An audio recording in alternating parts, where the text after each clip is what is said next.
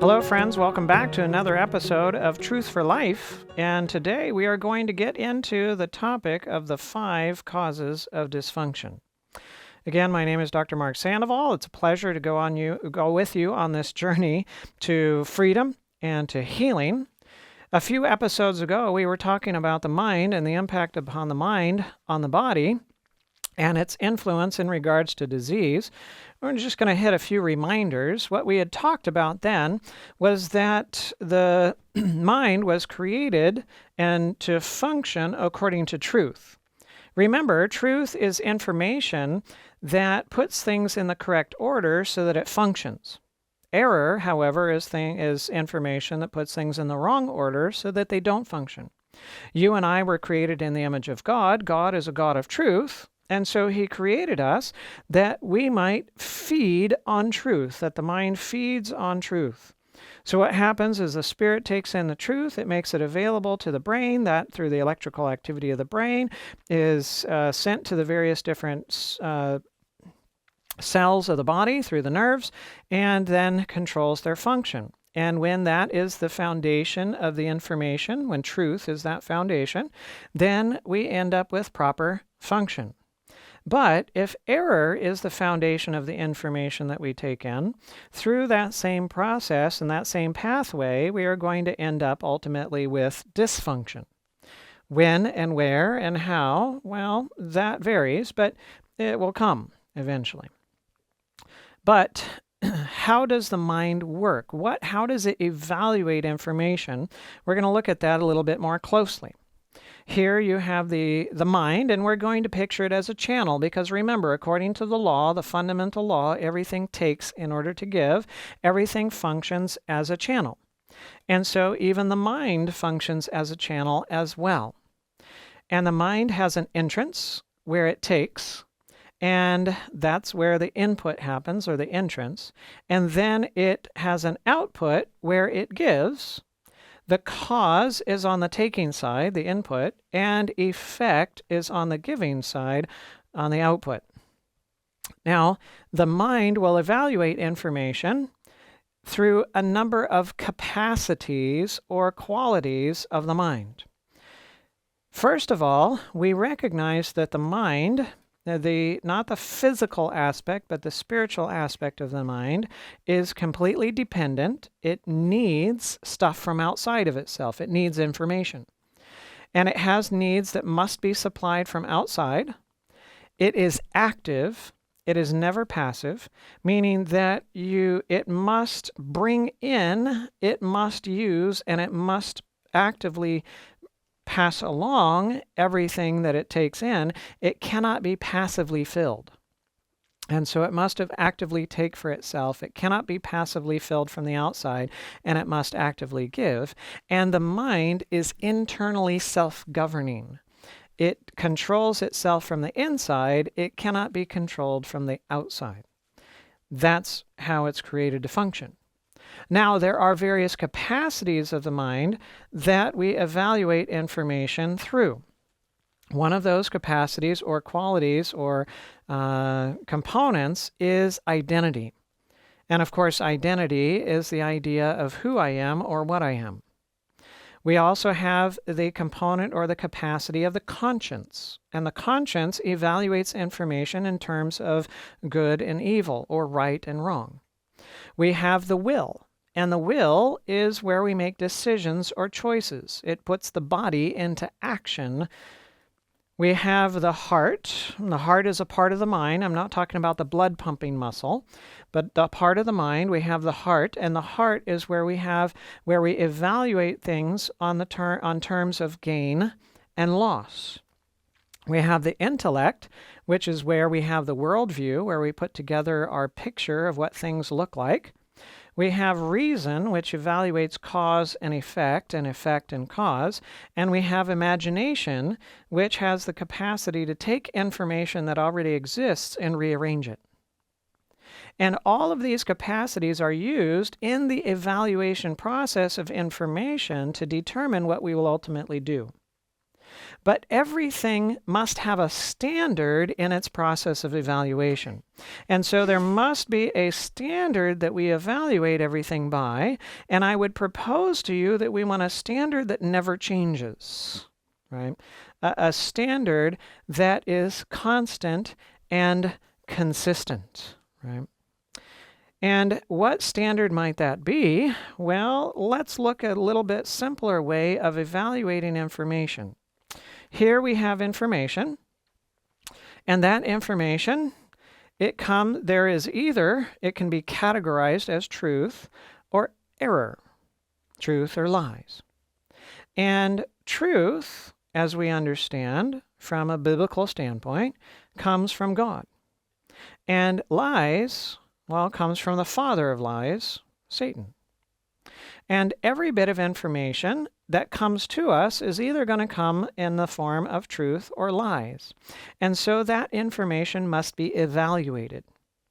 And that evaluation of information, we are going to come to a determination that we either believe the information is truth or we believe that it's a lie. And everything that we believe is the truth, we are going to accept it. But everything that we believe is a lie, we will reject. And this is how the mind works. But in order to evaluate anything, you must have a standard. If your standard is a good standard, well, it's going to be good. And if it's a bad standard, it's not going to be so good. If you have a completely bad standard, what you're going to do is you're going to take truth, you're going to evaluate it, believe it to be a lie, and reject it. And you're going to take lies and evaluate it by the bad standard and believe it to be truth and accept it, and you will be completely wrong. But though you are completely wrong, what do you think about yourself? You think that you're completely right because you are operating according to your standard. Now, what happens if you have a mixed standard? Your standard is partially good, partially not good. What does that look like? Well, you take some truth and believe it to be truth, and you accept it, and you take other truth, believe it to be lies, and reject it, and you take some lies, believe them to be lies, and reject them, and other lies, and believe them to be truth, and accept them, and you're all mixed up. But what do you think about yourself? Well, you think that you're right because you're operating according to your standard. It's only when we have a perfect standard that we will take the truth and accept it, believe it to be the truth and accept it, and take lies and believe them to be lies and reject them. So it's important for us to have a perfect standard where we will actually be correct. If I don't have that perfect standard, well, it's interesting, let me put it this way, that whatever standard I have, I always think I'm correct. And in one degree or another. Now, there can be negative consequences that come from being incorrect when I think that I'm correct, and those negative consequences can make me question whether I'm correct or not. But according to the evaluation of information by the standard that I have, I'm always going to think I'm coming to truth, and I think I'm avoiding error, when in actuality it might not be the case.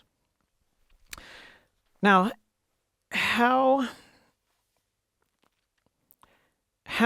efficient are we and effective are we in evaluating information? Now we're going to use a thought experiment. Here's a pencil. And the question is, how long is the pencil? You can give it in inches or centimeters. Just think about it. How long do you think that pencil is? Come up with a number in your mind while we're doing this experiment. And think about that number. Of course, you can't tell it to me through the television. If this is a YouTube channel, put your answer in the chat.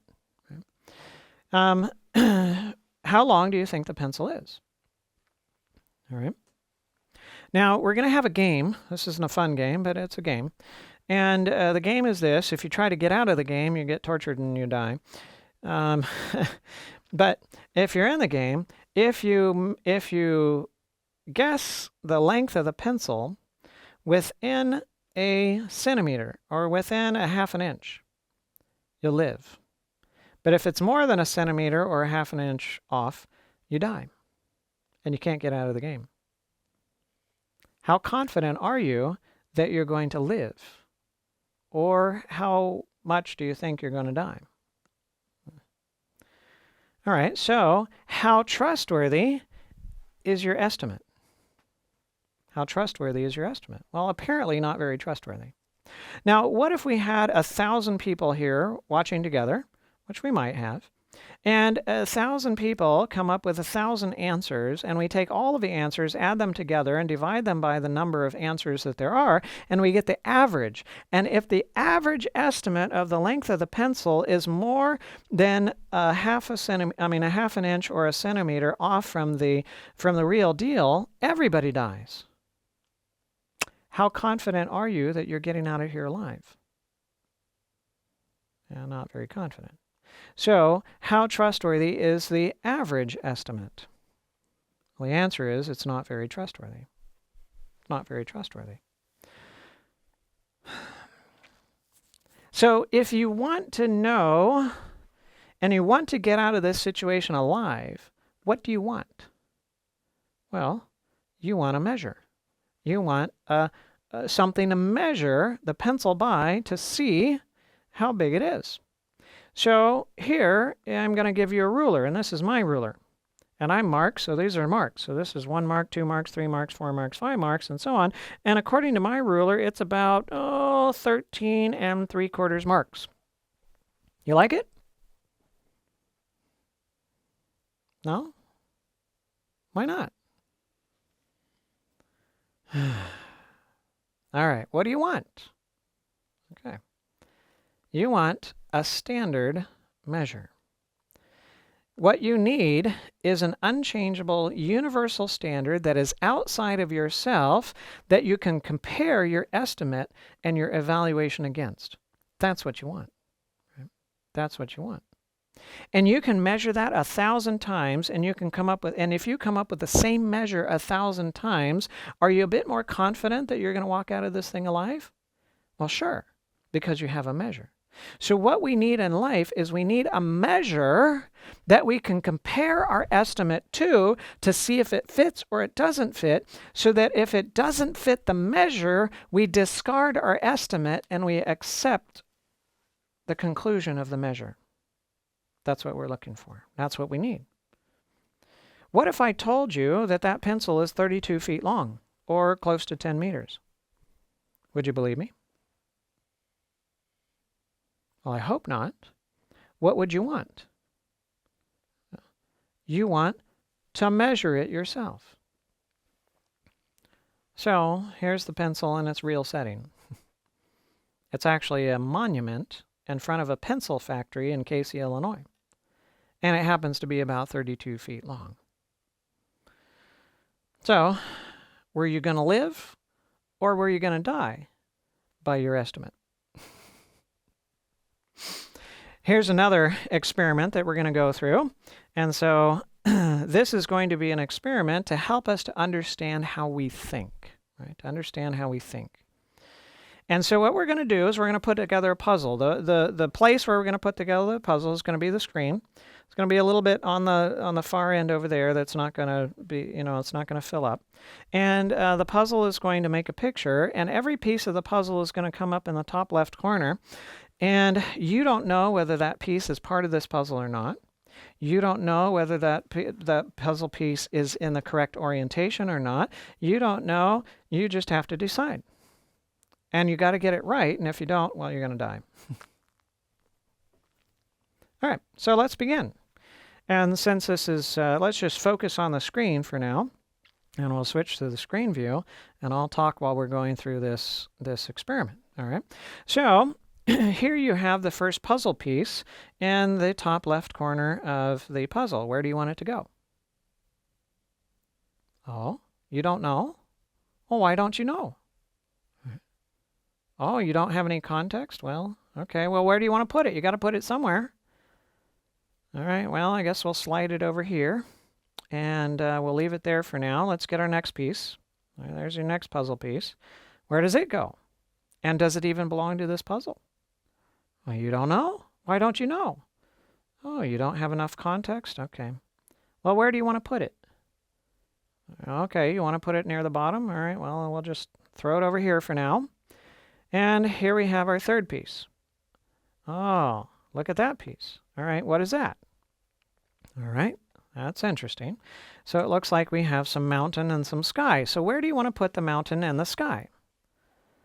Okay, somewhere in the middle. All right, well, let's just put it over here. All right, that's good. And here we have our fourth piece. And where do you want that to go?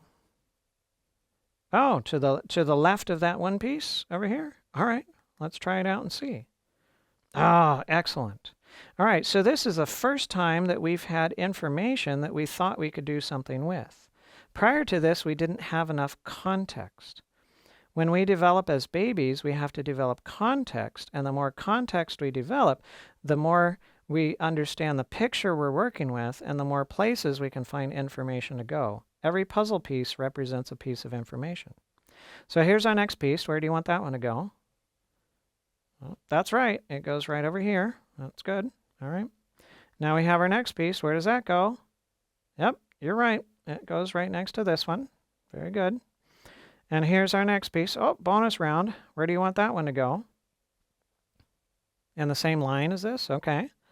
And where in the line? Oh, over on the right side? Okay, let's try that out and see. Oh, very good. Look at that. All right. So here's our next piece. Where do you want that to go? All right, it's sky. It's going to go somewhere up here. All right, so let's put it up here. All right. All right, here's our next piece. Where do you think that one should go? All right, you're right. That's right. Straight down there. Very good. All right, here we have another piece. Oh, look at that one. Well, remember, I said we don't know what orientation they are. You want to flip that one right side up? Does it belong to this puzzle?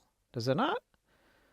All right, well, we don't know exactly what to do with that, so let's just throw it off onto the side, and we'll deal with that one later. Not sure exactly what to do with that.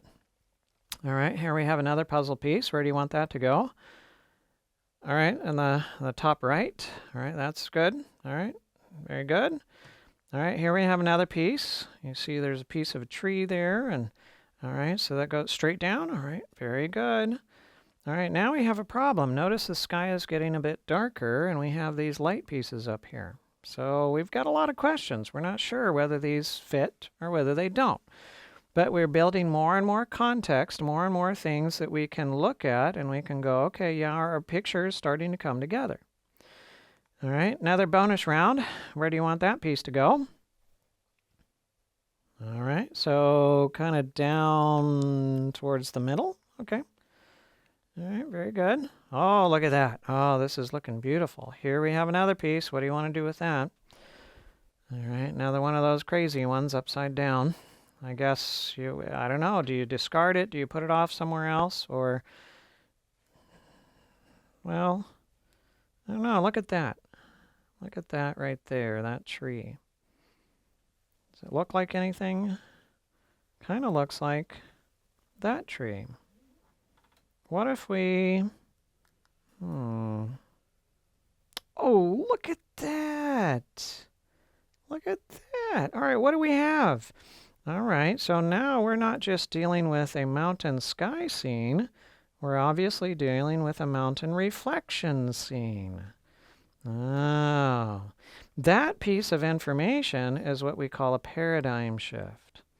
If you don't accept it, if you don't discard it, if you don't accept it, if you discard it and throw it off, you still think you're dealing with what you thought you were dealing with.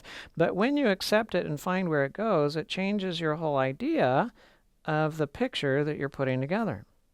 All right, now some things might be able to make some sense. So this guy is probably going to fit somewhere in this dark area here. And these guys look like they're going to fit with the, with the sky color down here. So, all right, some things are starting to make sense.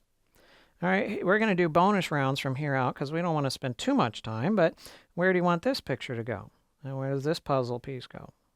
All right, you're right. It goes right down in here. All right, very good. All right. And now we have some places for these these puzzle pieces that we hadn't found before. This guy, where's he going to go? That's right. He's going to go right up in here. And boom, there he goes. Excellent. And this one? All right, he's got a place now. He's going to come right down here into the bottom. Oh, this is starting to look good.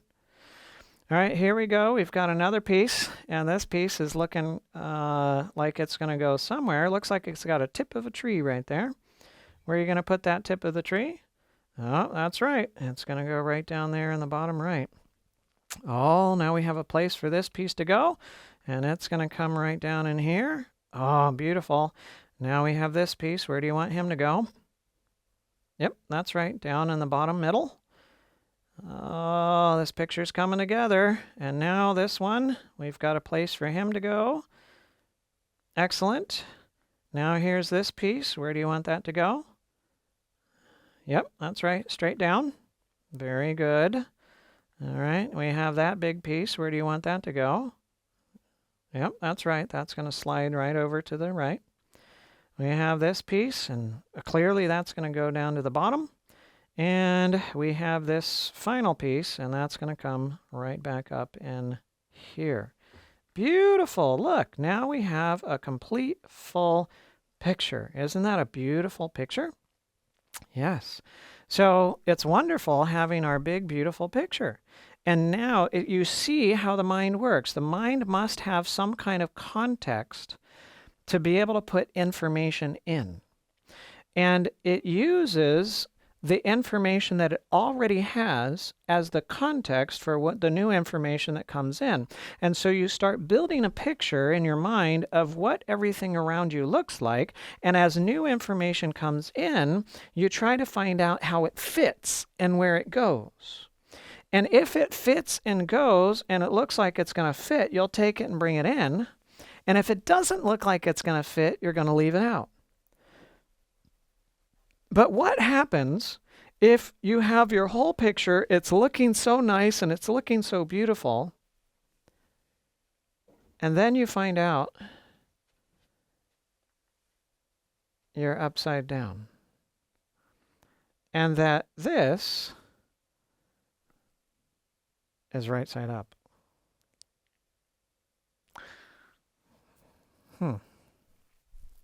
Is it possible that we can have a fairly consistent worldview? Things are fitting together. It looks like it fits. And then you come to the point of realizing that everything is still upside down? Well, I would tell you, yes. Now, how would you know that that was upside down? Well, look at your screen closely. Are there some clues that you can look at and you can see that might tell you that it's upside down? Well, if you look closely, you'll notice that there are some ripple lines up here and some ripple lines over there. But in its reflection down here, there are no ripple lines. Well, that's one thing. So if you search closely, if you closely evaluate things, you can begin to see that there might be discrepancies there. Now, another thing is if you knew the law of light. And the law of light is that the sky is always lighter than its reflection. And so you would expect it to be lighter on top and darker at the bottom. And finally, what are you looking for? Well, you're looking for the box top. The box top that has the picture that shows you what you should be putting together. And I will tell you that God has given us the capacity to evaluate information closely to see if it fits. God has also given us the law so that we can evaluate things by and see if it fits. But then God gave us Jesus so that we could see in the life of Christ whether it works or whether it doesn't. So our worldview is our picture. It's our puzzle picture that we put together. And our worldview is the information that we have taken, our prior information that we have put together and the information and the puzzle and the picture that we have, and we determine whether new information is true if it fits into our worldview, and we determine that new information is false if it doesn't fit into our worldview. This is how you and I evaluate information on a regular basis. But the question is, what determines our worldview? Where did it come from? Well, it comes from the information that we believe from the ones we trust. And when we're little, that's our parents, that's mommy and daddy, siblings and so on close to us. As we grow up, it expands a bit to our school and our friends and maybe church and community and so on, and the society that we live in, the news that we watch and other things like that. All of that helps to develop our worldview, and that information comes together, and that becomes the standard that we use to evaluate new information by. But what if the people we believed in and the information that they shared with us, what if they were upside down? Well, then we would be upside down as well. But what does upside down look like if you've always been upside down? Upside down looks right side up when you've always been upside down. And if you were born upside down, and you grew up upside down, and you became an adult upside down, well, of course, upside down to you would be right side up. And is that possible for us? Could we be upside down thinking that we're right side up? I would propose to you, yes, that is the case. So we cannot trust ourselves or our evaluation of information to determine whether it is true or whether it's false, because we are not the standard by which truth is determined. But there has to be a standard that is outside of us, a standard that is accurate, that is universal, that does not change. And the question is, what is that standard? And again, I propose to you that the Bible answers the question. And the standard is to the law and to the testimony. If they do not speak according to this word, it is because there is no light in them. No light in them. So let's seek to understand this a little bit more. To the law and to the testimony. All right, so let's look at the law a little bit. This is the law of God, of course. We have the 10 Commandments, and it's written on 2 stones. The 10 Commandments have always been on 2 stones. Why is it 2 stones? Why isn't it 1? Couldn't God fit it all on 1? I thought he put it on 2 because his finger was too big to get fitted onto 1. And he had to write with his finger, and he had a big finger, and so he couldn't get it all into 1. But I wasn't considering that God made atoms, he made protons, neutrons, and electrons, he made subatomic particles, and things so small that you can't even imagine. No, he didn't have to put it on 2 stones because his finger was so big. He put it on 2 stones for a reason. He put it on 2 stones because one stone is the God stone, and the other stone is the people stone. And 4 of the commandments are in dealing with God, and 6 of the commandments are dealing with people. And the first 3 commandments tell us that we shouldn't have any other gods before him, we shouldn't make any graven image, and we shouldn't take the name of the Lord our God in vain. And that essentially tells us, don't take from here, don't take like this. The last 5 commandments tell us, don't murder, don't commit adultery, don't steal, don't bear false witness, and don't covet. It's essentially also saying, don't take from here, don't take like this. So that leaves us 1 commandment, the 4th commandment on the first stone, and 1 commandment, the 5th commandment on the second stone. And what do these commandments mean? Well, first of all, of course, the 4th commandment is the Sabbath commandment. It says, remember the Sabbath day to keep it holy.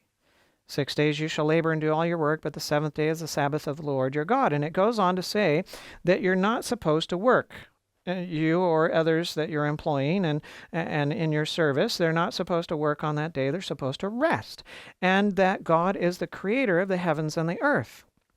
Now, is rest something that you do, or is rest something that you experience? Rest is not a doing. Rest is an experience. Are you rested when you're suffocating? No. Are you rested when you're starving? No. Are you rested when you're dehydrating? No. You're only rested when your needs are satisfied, when your needs are met, right? That's when you are rested. So the fourth commandment is calling us to come to God and to take from him everything that we need so that we might be full. He's the creator of the heavens and the earth. He's the supplier. He's the originator. We come to him and we take until we are full. And when we're full, then we can rest. And now the fifth commandment tells us to do what? It says to honor your father and your mother. Do you honor your father and mother by taking from them, or it is honor giving to them? Like, do you take the honor or do you give the honor in relation to your parents? Well, you give it, clearly, right? So it's a giving. But are you the source of honor? Well, no, you're not the source of honor. So who is the source of honor? God is. So when you take from God, he is honorable. You get honor. Now you can give honor to your parents. The one that you take from, you are dependent upon. The one you take from, you're dependent upon. For example, let's say that you're looking for country property and you go off into the country and you find this wonderful place, and there's a property upstream, there's a property in the middle, and there's another property downstream, and the property in the middle is for sale. And it's just the right price. I don't care how much money or how little money you have, that's exactly what they'll take. And so you buy the property in the middle, and it has this wonderful stream that's coming down from the mountains and flowing through, and you have enough water to water your crops, and you can get water power up to the second floor and shower with it, and it's clean, and you can drink it, and you can even set up hydroelectric plant in there and develop hydroelectric energy for your place. And it's beautiful and it's wonderful. Now, one day, your neighbor downstream from you decides that they're going to start some manufacturing process, and they suck this water out of the stream, and they spit this black stuff out into it, and it goes on downstream below. Does that directly affect you? Well, the answer is no. It doesn't directly affect you. But what if your neighbor upstream from you, they decide they're going to do the same thing? Does that directly affect you? Yes, that directly affects you. So you are dependent upon the neighbor upstream.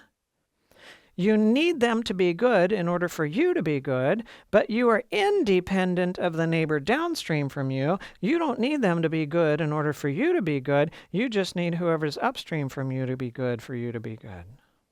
And that's what the law is showing us. The law is showing us that we are to be dependent upon God and God alone because he is good.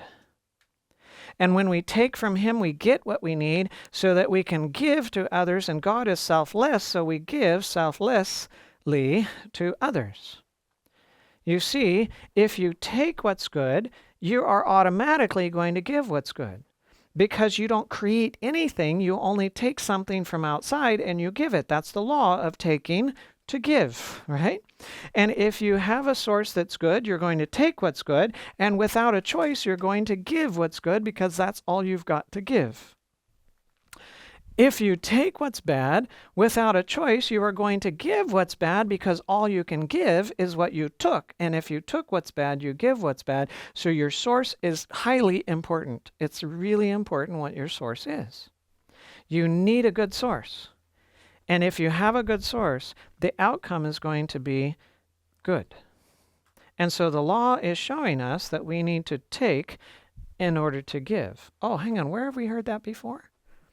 Well, that's the fundamental law of nature, right? Is taking to give. And love is taking everything that I need from God, being dependent upon him, and giving freely to others.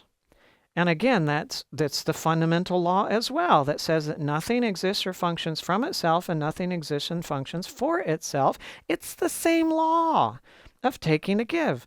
And it has physical implications. And the physical implications are thermodynamics, that all energy necessary for a system to function must come from outside of that system, and cause and effect, that every effect must have a cause and every cause must produce an effect. Those are the physical implications of this law, but there are spiritual implications of this law as well, this law of life.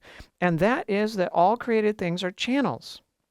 They take life, power, and resources from God, who is the source of all, and they use those resources in order to give to others to support their life and function. In other words, everything is in creation is unselfish. It's taking from somewhere else and giving to somewhere else for the benefit of someone else. That's how it works. That's how it functions. And we need to have this law as the foundation of our evaluation of information. This law never changes. It's always consistent under all circumstances. And so as we have that standard, now we can evaluate things, even the Word of God, we evaluate with this standard to determine what it means. For example, when Jesus says, "You shall love the Lord your God with all your heart, with all your soul, with all your mind," this is the first and great commandment, and the second is like it, "You shall love your neighbor as yourself." Well, what does that commandment mean? Right? Because we have to interpret it. This has words, and words are not the meaning. Words only contain the meaning. You must interpret or extract the meaning from the words. The information is in the thought. And so what is the thought, the correct thought in this? Well, we need to extract that by the standard of the law. What I thought this meant when I was growing up was that loving is giving. So you shall love the Lord your God with all your heart, with all your soul, with all your mind. That means that I need to give to God with everything. And I should love my neighbor as myself. So I need to give to the neighbor as well. And so here I am with my hose, because I'm a hose, I'm a channel, right? And here I am with my hose, and I'm trying to water the God bush with one end of my hose, and I'm trying to water the people bush with the other end of my hose. How well is that going to work? It's not going to work well at all, right? Not at all. Because I'm not the source of water. I can't just create water. I need water. So in order for me to give anything, I have to first take it in order to have it, then I can give it. And so what this means, according to the law, remember the law, loving the Lord my God means that I take from the Lord with all my heart, with all my soul, with all of my mind. I come to Him and I take from Him everything I need, and then I have something to give away to my neighbor. Now I give to my neighbor as myself. That's what it means. It means that I come and I fill up with God on one end of my hose. I'm hooked into the faucet, and the other end of the hose, I'm watering the neighbor, and it happens naturally. And you don't run out. It's beautiful. So as we evaluate information, whether it's natural or spiritual, we need to interpret it not by our own standard, but by the law of God, the law of life, of unselfish love. And if we consistently use the law as our standard, then we're going to accept the truth, we're going to reject lies, and we'll all come to complementary conclusions, and there won't be any contradictions. Right? That's beautiful, isn't it? It's beautiful. Yes. And that's what we want, and that's what we're looking for. Right? So, back to the mind, and I mean, we've been talking about the mind, but the mind and its evaluation of information.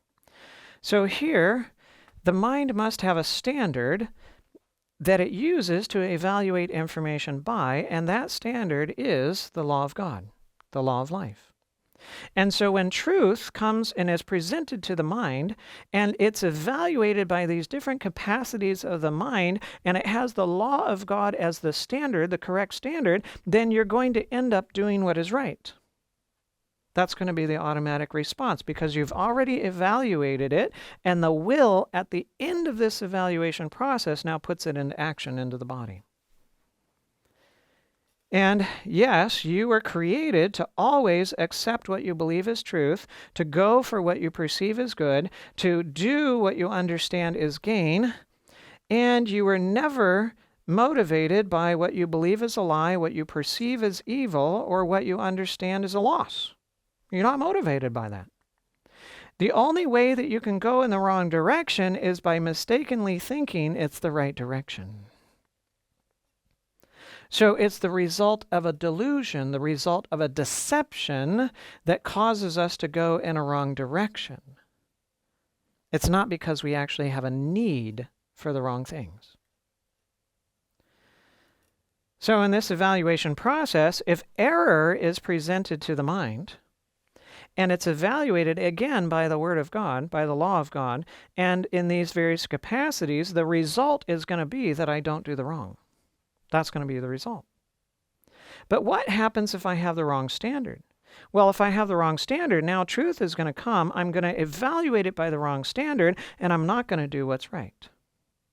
And if error comes and I evaluate it by the wrong standard, then I'm going to do what's wrong.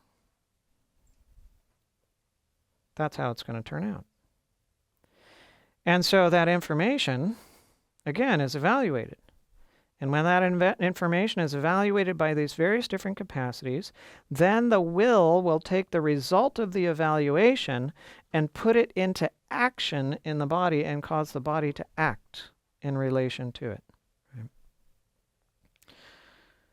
Now, God is a God of love. And He created His intelligent creatures so that they could accept love and that they could give love. And there is no other source of love than God, so all creatures were bound to Him for love, and God loves us voluntarily, not because He's obligated to, not because He's forced to. And therefore, when we accept His love, we love voluntarily.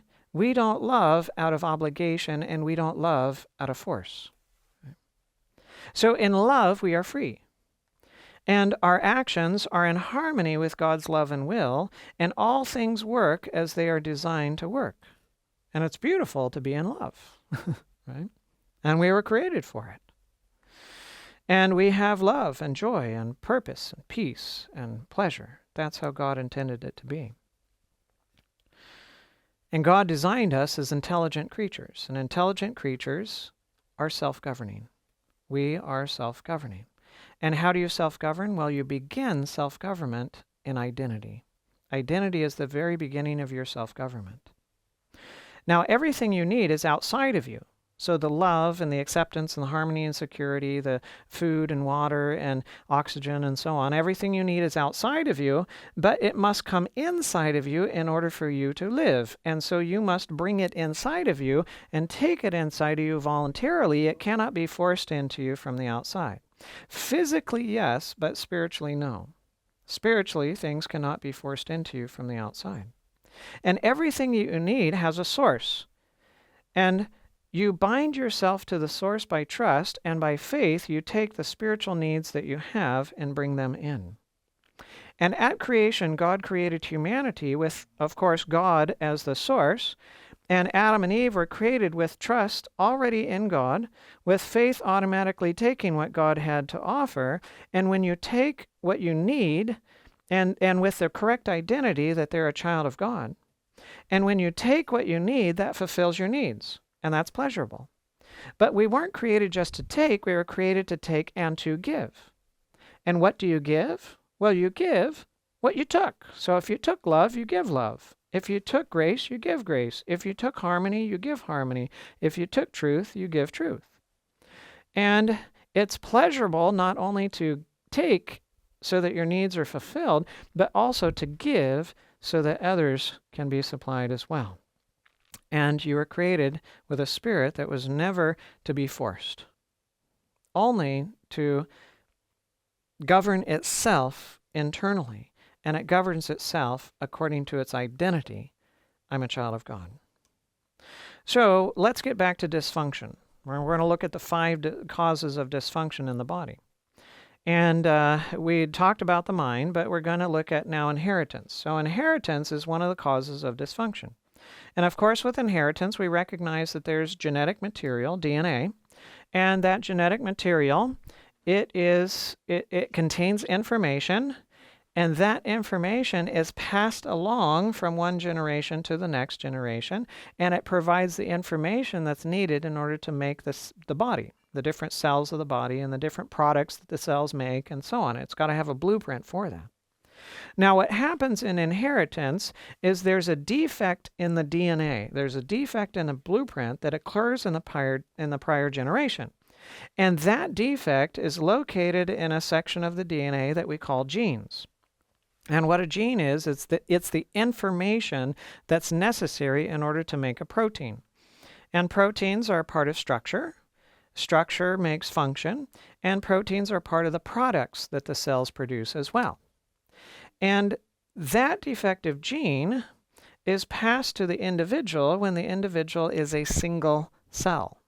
Right? So you have a one cell, you get half of the information from mom, half from dad, you have a single cell, and now that one cell doubles and it and so on. It keeps multiplying, and so you have 1 and 2 and 4 and 8, and it keeps getting more and more and more, and it's a very interesting process how it does that. And then you have, a little embryo, and then you have a fetus, and then the individual continues to grow from there.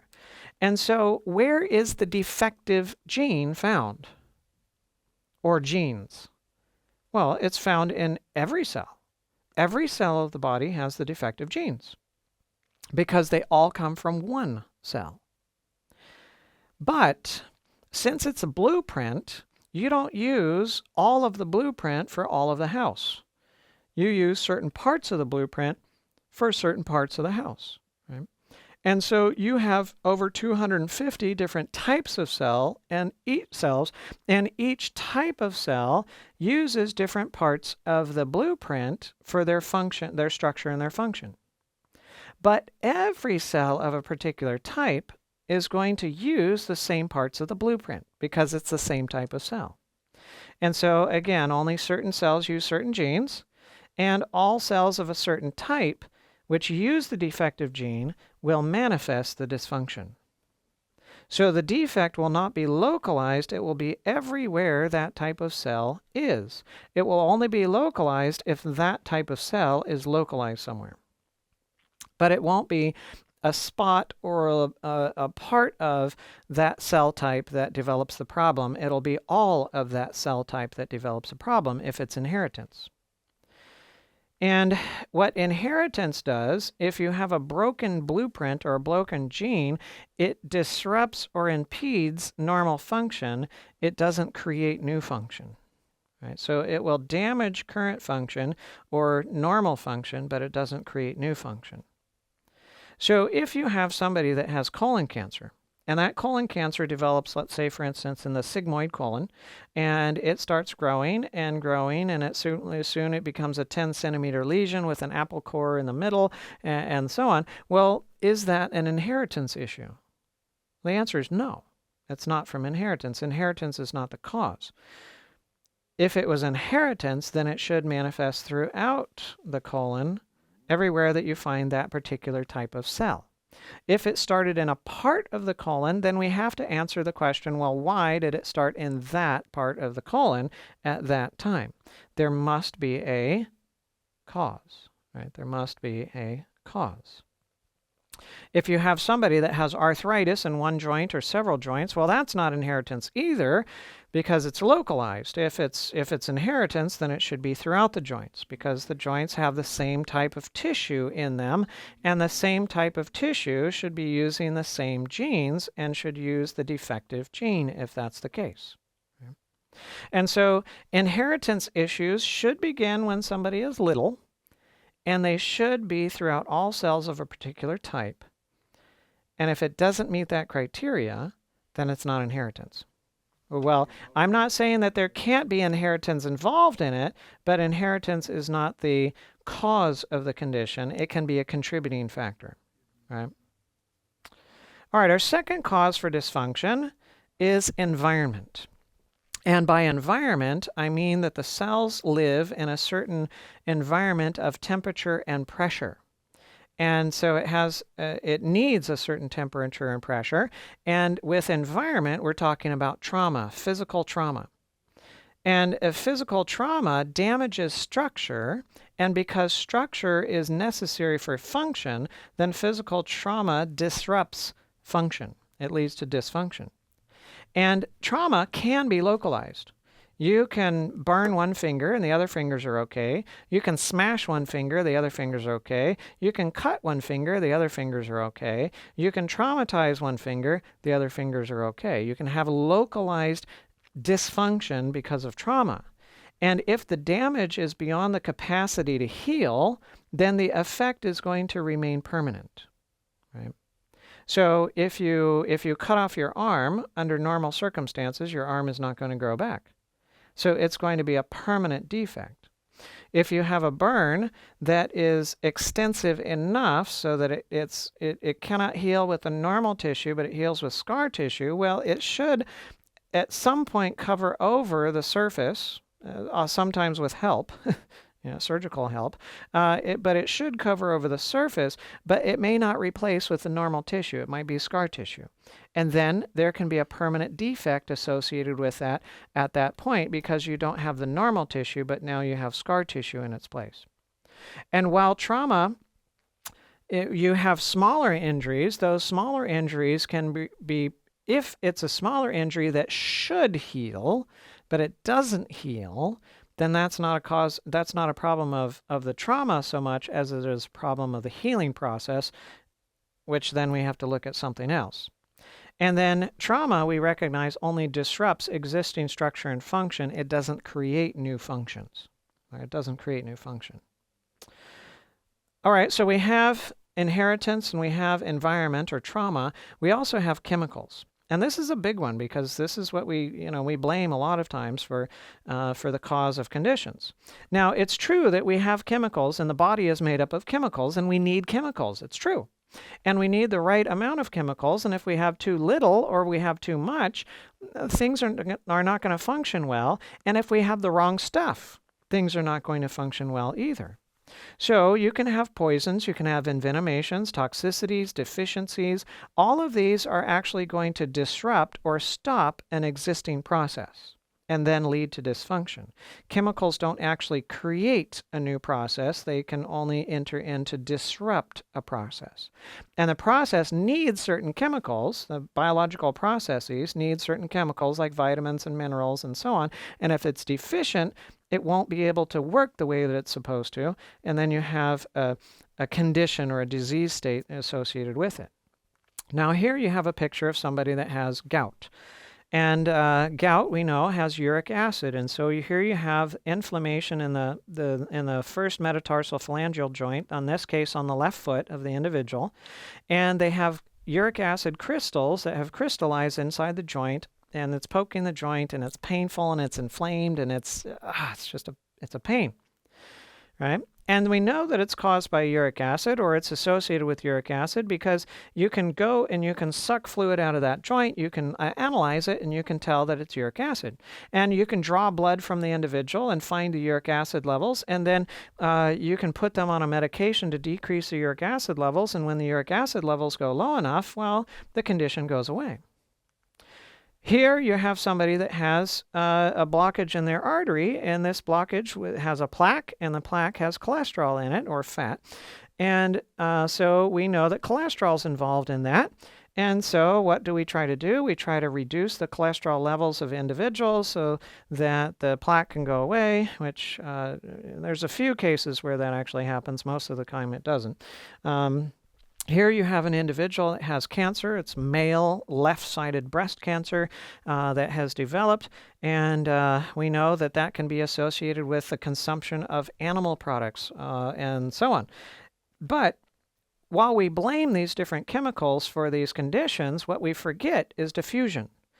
Diffusion shows us that in a liquid environment, a substance gets in there and then it gets into an even distribution throughout that liquid environment. And your bloodstream is a liquid environment. And you take this dye and you drop it in here and then you stir it up. Well, it's going to mix really fast. And that's what happens in the cardiovascular system. You get things that get absorbed into either through the digestive tract, respiratory tract, skin, gets into the blood system, and then it gets mixed. And so it's an even concentration. So this person that has gout in his left toe, he's got the same amount of uric acid going to the right side as he has to the left side, but the problem's in the left side.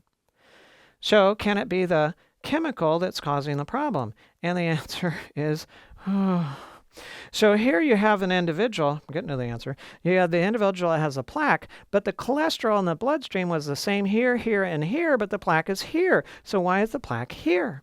If it was simply the cholesterol, then we should see this happening. This is a natural process of accumulation of a chemical in a tube. But that's not what you see. You see this. So there's got to be something else going on. When you walk down the beach and you see a sandcastle, what do you conclude? Well, you don't conclude that the sand made a sandcastle. You conclude that someone used the sand to make the sandcastle. And yes, you need sand to make the sandcastle, but it's not the sand that did the building of it. When you ate the animal protein, it went to the right breast just like it went to the left breast, but the problem is here on the left side. And all of these beg the question, why? Well, chemicals can cause dysfunction in a certain type of cell first, but it should be relatively even across that type of cell, just like inheritance.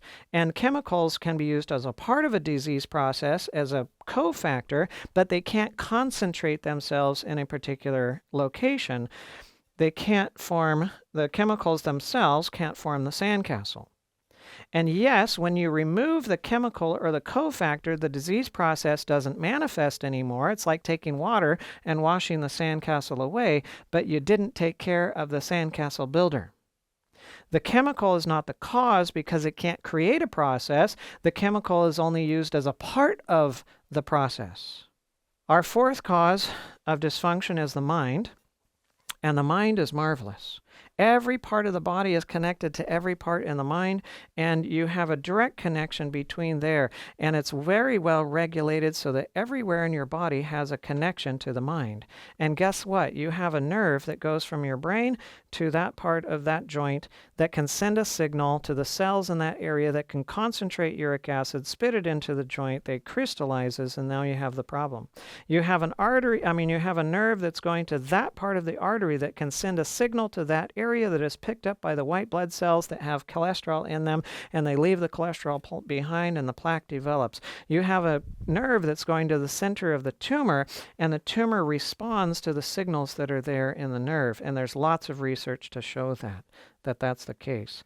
And the mind can control processes. It can start them, stop them, increase them, and decrease them. It can regulate everything in the body, like your heart rate and blood pressure and fluid volume and so on. And its effects can be generalized throughout the body or very specialized and localized in that part of that artery in that part of the body. And it controls the immune system's function, so it controls inflammation, and it's the primary controller of cell, tissue, organ, and organ system function. And the mind is 90% of the problem when it comes to dysfunction in the body. And finally, there can be the dysfunction of the enemy, like in Job's case, where he was covered with boils from the top of his head to the bottom of his feet, but it was an issue of the enemy, not an issue of Job, and it would only go away when the great controversy issue was over. So when we consider dysfunction in the body, it's either inheritance, environment, chemicals, the mind, or the enemy, and 9 times out of 10, it's the mind. So when you have disease, look there.